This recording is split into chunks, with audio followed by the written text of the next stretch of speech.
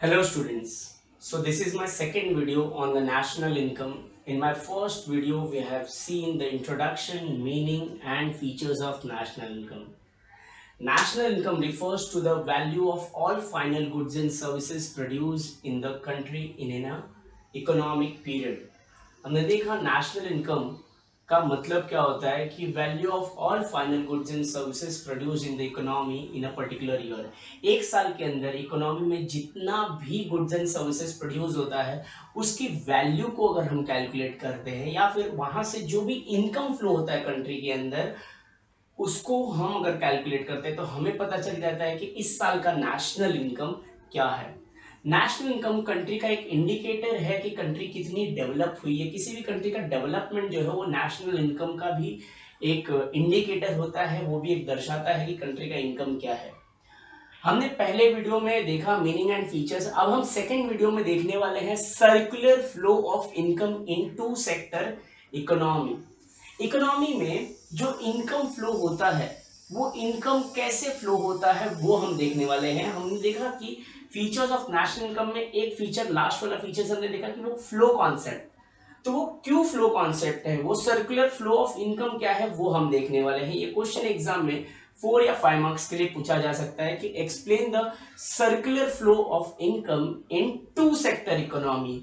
मतलब 3 सेक्टर भी होता होगा, 4 सेक्टर भी होता रहेगा, वो हम देखेंगे वीडियो के एंडिंग में। अब मानो कि कंट्री में 2 सेक्टर्स है, हाउस होल्ड और firm. House hold means country. Country कौन है? कंट्री में हम सारे लोग हैं, ह्यूमन वांट्स। कंट्री में बहुत सारे लोग हैं और सारे लोगों की जरूरतें जो है वो अनलिमिटेड है। ह्यूमन वांट्स आर अनलिमिटेड और human wants are always get changing and changing. तो ह्यूमन वांट्स अनलिमिटेड है। ह्यूमन वांट्स को फुलफिल करने के लिए गुड्स एंड सर्विसेज की जरूरत है। याद रखिए, ह्यूमन वांट्स को फुलफिल करने के लिए गुड्स एंड सर्विसेज की जरूरत है। और वो गुड्स एंड सर्विसेज प्रोड्यूस कौन करता है? फर्म, बिजनेस या फिर प्रोड्यूसर। तो ये लोग गुड्स एंड सर्विसेज प्रोड्यूस करते हैं। लेकिन गुड्स एंड सर्विसेज को प्रोड्यूस करने के लिए बिजनेस को फैक्टर्स की जरूरत है। जैसे कि बिजनेस करने के लिए, प्रोडक्शन करने के लिए हमें लैंड चाहिए, लेबर चाहिए, कैपिटल, एंटरप्रेनर। ये चारों चीजों का इस्तेमाल करके ही बिजनेस किसी गुड्स एंड सर्विसेज का प्रोडक्शन कर सकता है। तो ये जो फैक्टर है, फैक्टर सर्विसेज बिजनेस को देता कौन है? कंट्री।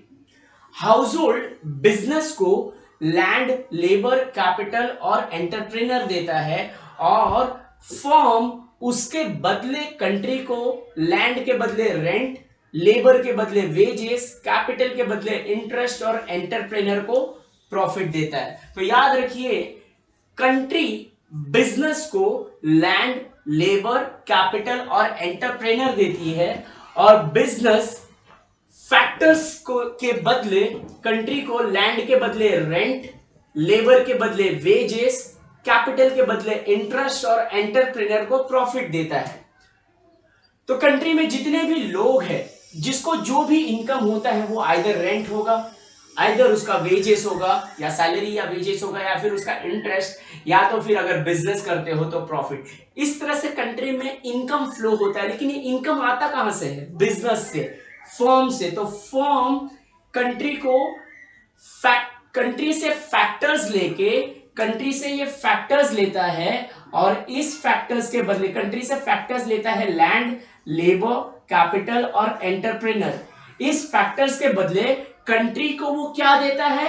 लैंड के बदले देता है रेंट, लेबर के बदले वेजेस, कैपिटल के बदले इंटरेस्ट और एंटरप्रेनर के बदले प्रॉफिट। मतलब कंट्री को इस तरीके से रेंट, वेजेस, इंटरेस्ट और प्रॉफिट से कंट्री को इनकम जनरेट होता है। मतलब बिजनेस से कंट्री को इनकम मिलता है। लेकिन कंट्री इस इनकम को रख के क्या करेगी? कंट्री में हम सारे लोगों की वांट्स जो है वो अनलिमिटेड है। तो हमारी जरूरतों को पूरे करने के लिए हम इस इनकम को इस्तेमाल करते हैं गुड्स एंड सर्विसेज का पेमेंट करने के लिए। तो देखिए, ये इनकम जो हमने रेंट, वेजेस, इंटरेस्ट और प्रॉफिट के रूप में कमाया है, इस इनकम को हम इस्तेमाल करते हैं payment for goods and services.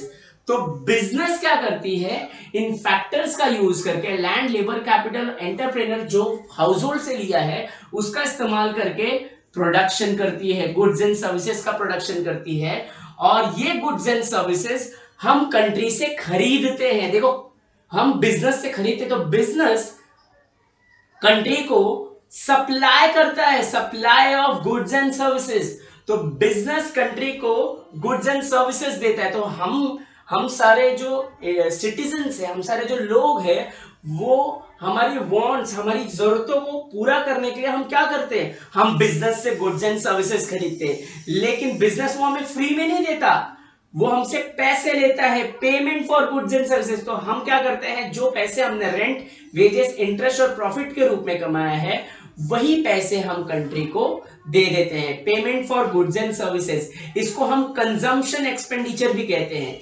Consumption expenditure. तो इस तरीके से इनकम फ्लो होता है। सबसे पहले फर्म जो है वो कंट्री को, हाउसहोल्ड को रेंट देती है, वेजेस देती है, इंटरेस्ट देती है, और एंटरप्रेनर को प्रॉफिट देती है। फिर कंट्री भी इस इनकम से पेमेंट करती है फर्म को, payment for goods and services. इस तरीके से हमने देखा कि कंट्री के पास सबसे पहले इनकम आया, फिर कंट्री के पास इनकम आया रेंट, वेजेस और इंटरेस्ट और प्रॉफिट के रूप में, और कंट्री ने इसी इनकम का इस्तेमाल किया है फर्म को गुड्स एंड सर्विसेज का पेमेंट करने के लिए। तो इस तरह से सर्कुलर फ्लो ऑफ इनकम होता है कंट्री के अंदर। तो हमने देखा कि फर्म और हाउसहोल्ड दो सेक्टर्स हैं, और दोनों सेक्टर्स में कैसे फ्लो ऑफ इनकम होता है। लेकिन अगर हम थर्ड सेक्टर की बात करें, ये 2 सेक्टर है, उसी तरह से थर्ड सेक्टर भी है और 4 सेक्टर्स भी है। तो जो 3 सेक्टर्स है, थर्ड सेक्टर है, बीच में गवर्नमेंट आता है। तो थर्ड सेक्टर आपको सिलेबस में नहीं है, बस आपको कॉन्सेप्ट आप रेडी रखिए कि गवर्नमेंट भी बीच में आता है और बोलता है कि जो भी आपको इनकम मिला है ना, रेंट, वेजेस, इंटरेस्ट और प्रॉफिट के रूप में, उसमें से आप मुझे टैक्स दो। और फर्म को भी बोलता है जो भी आपको पेमेंट आया है ना गुड्स एंड सर्विसेज में से, उसमें से आप भी टैक्स दो। तो दोनों, हाउसहोल्ड और फर्म, दोनों गवर्नमेंट को टैक्स देंगे, और गवर्नमेंट उसके बदले दोनों को क्या देगा, हाउसहोल्ड को, मतलब कंट्री के लोगों को सब्सिडीज देता है, और फर्म को भी सब्सिडीज देता है, इवन बहुत सारे हेल्प भी करता है, सपोर्ट भी करता है। तो गवर्नमेंट एक थर्ड सेक्टर है। अब फोर्थ सेक्टर कौन सा है? फोर्थ सेक्टर है वर्ल्ड इकोनॉमी। अगर हमें कंट्री से चीजों को खरीदना नहीं है, हमें फर्म से, बिजनेस से सारी चीजें, हमारी जरूरतें पूरी नहीं होती, तो हमारी कुछ जरूरतें जो है वो फॉरेन से भी पूरी होती है। तो कुछ चीजें हम फॉरेन इकोनॉमी से भी खरीदते हैं। तो हम कुछ चीजें जो है, गुड्स एंड सर्विसेज जो है, वो फॉरेन से भी खरीदते हैं, वर्ल्ड इकोनॉमी से भी खरीदते हैं। उसी तरह से हम वर्ल्ड इकोनॉमी को पेमेंट भी तो करते होंगे, जो पेमेंट हमें मिल रहा है यहां से, वो पेमेंट भी हम कर रहे हैं।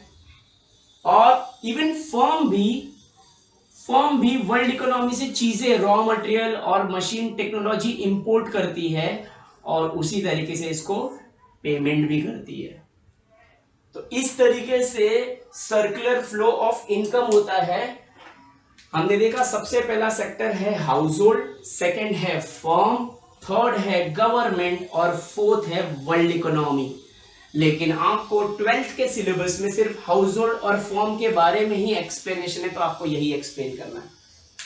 तो आई होप ये सर्कुलर फ्लो ऑफ इनकम आपको अच्छे से समझा होगा। इसके बाद हम पढ़ेंगे concepts of national income such as GDP, NDP, GNP,